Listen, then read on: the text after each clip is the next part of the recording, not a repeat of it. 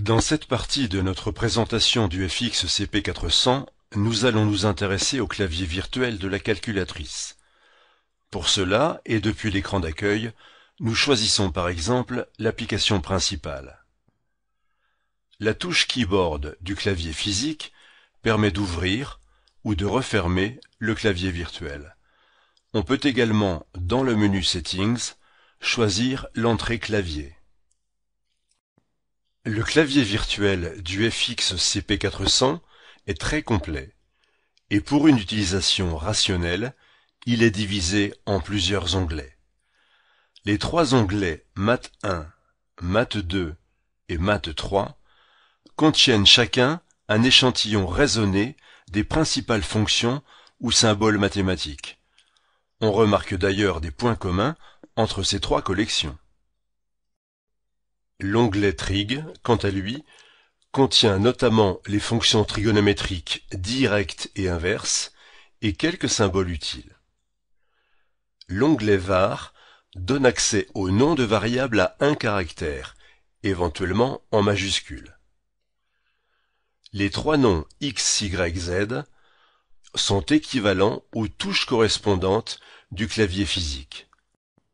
L'onglet ABC offre quant à lui de nombreuses possibilités. D'abord, un clavier alphabétique complet, qu'il est possible de bloquer en mode majuscule par un appui sur la touche Caps. Ensuite, un clavier de caractères de l'alphabet grec et de lettres accentuées. Des déplacements verticaux ouvrent même sur des caractères d'alphabets étrangers. On trouve ensuite un large échantillon de caractères mathématiques, et la liste se termine avec une autre collection de caractères spéciaux.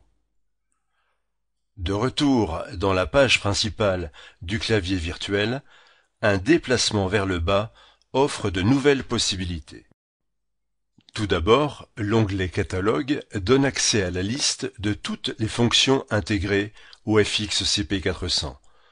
On peut décider de tout afficher, ou seulement les fonctions mathématiques, ou les commandes, les variables système, ou les fonctions définies par l'utilisateur.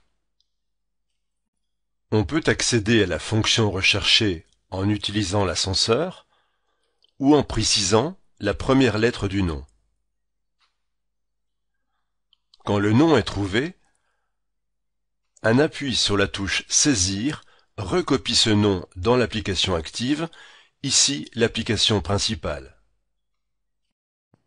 L'onglet suivant permet d'accéder à un certain nombre de fonctions utiles, citons la partie entière, la fonction factorielle, les permutations ou combinaisons et tout ce qui est utile à l'écriture et au calcul sur les suites récurrentes. Enfin, l'onglet Nombre offre une réplique du clavier physique du FX CP400. Après ce tour d'horizon rapide, nous revenons au début du clavier virtuel. Les trois onglets Mat 1, Mat 2 et Mat 3 permettent d'écrire des expressions mathématiques en deux dimensions en s'aidant de modèles prédéfinis. Dans Mat 2, par exemple, on devine comment il est possible d'écrire des fractions, des racines carrées, des puissances, des dérivées, des intégrales, des limites, des vecteurs et des matrices, ou encore des sommes et des produits. Nous allons illustrer l'utilisation du clavier virtuel par quelques exemples. Commençons par ouvrir le catalogue.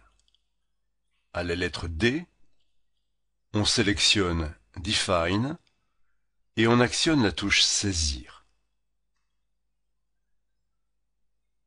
Dans le clavier alphabétique, on tape F de X égale.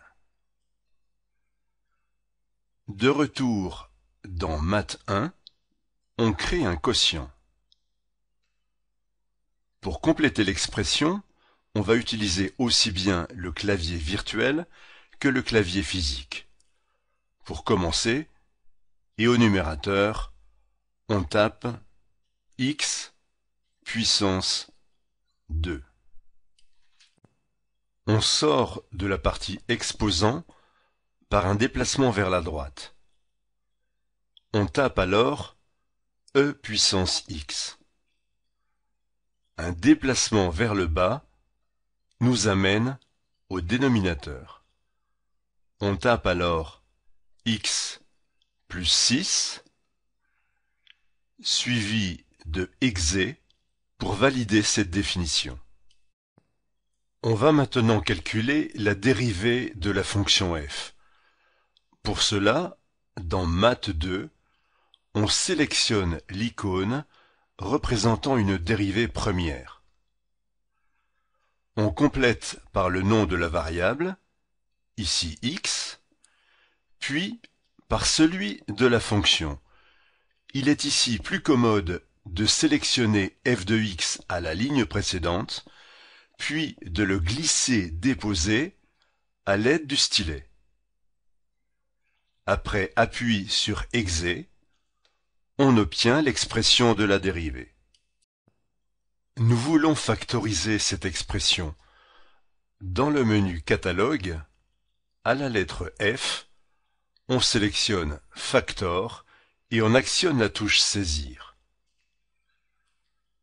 De retour dans Math 1, on sélectionne REP qui désigne ici la dernière réponse de la calculatrice.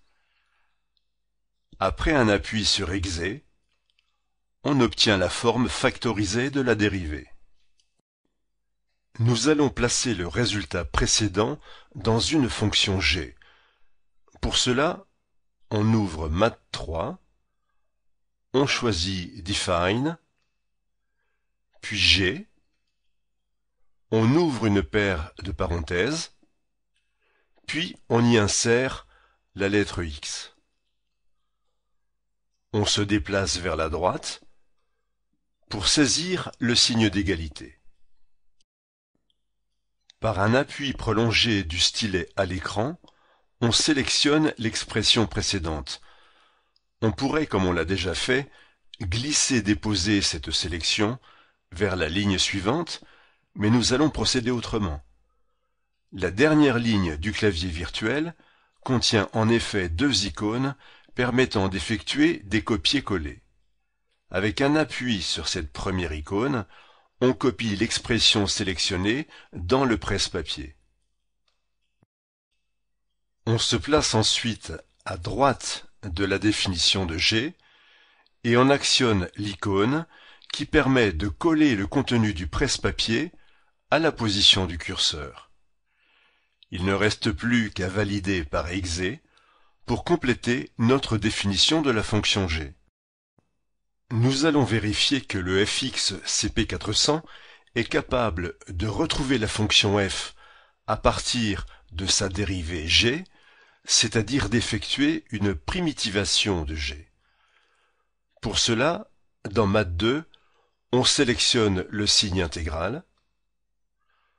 On ne précise pas les bornes de cette intégrale. On copie l'expression g de x sous l'intégrale. On complète par le nom de la variable et on valide par exé. On retrouve effectivement l'expression initiale de la fonction f. Nous fermons maintenant le clavier virtuel et revenons à l'écran d'accueil. Voici qui termine cette partie de notre présentation du FX CP400.